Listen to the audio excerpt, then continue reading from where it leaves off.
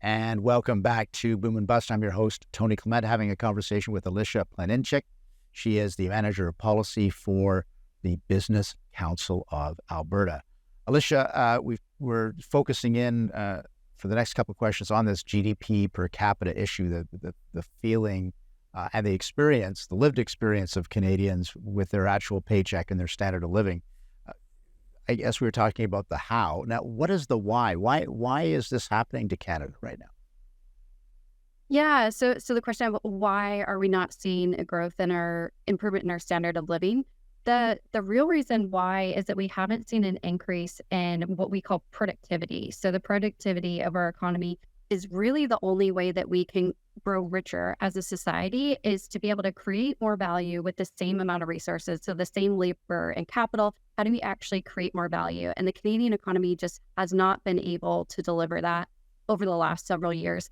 There are a whole bunch of reasons in terms of why. One of them, I think, is just simply we've shifted away from some of our most productive industries. So if we think about industries like oil and gas, extremely productive in terms of the economic value that's created per person or per worker. But we've seen a shift in our economy into services industries, which are creating jobs, but unfortunately is just not creating the same amount of economic value as some of those other industries that have previously delivered so much of our wealth and productivity gains.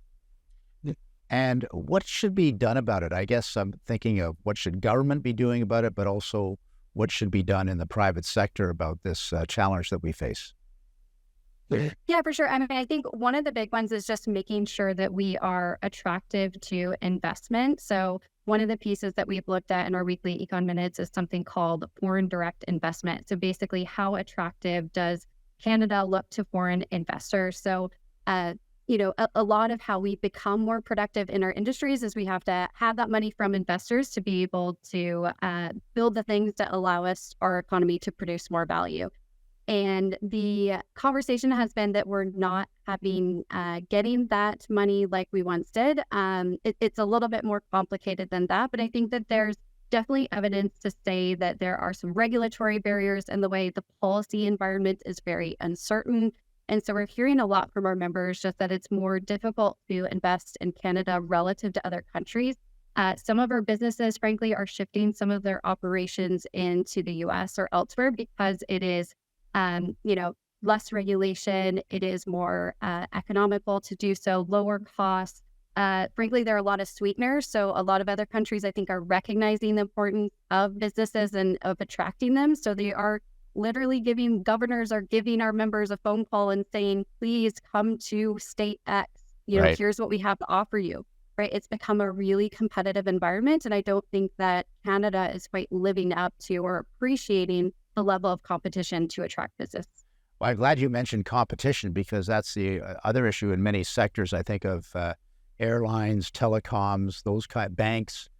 Not a lot of competition in this country, so therefore productivity might be an issue that way as well. Yeah, for sure. I think competition can be, every economist will tell you, a very, very good thing for consumers, but also for productivity, and that it encourages businesses to be better and better and better. And if there is a lot of competition in the marketplace, then there's not as strong of an incentive to do better and better. And so I think you're exactly right. At least in certain industries, that is a challenge.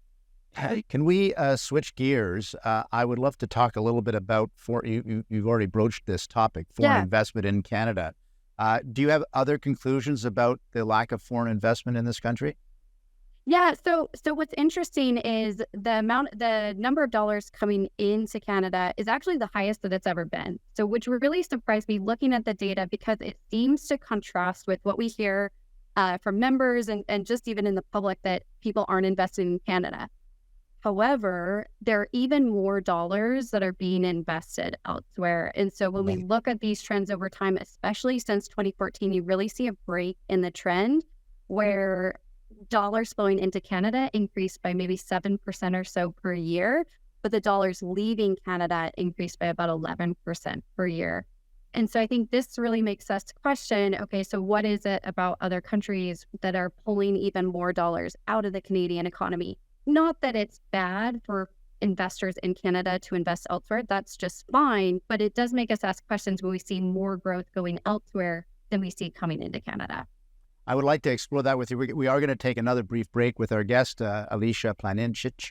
She is the Manager of Policy for the Business Council of Alberta. We'll be back right after these messages.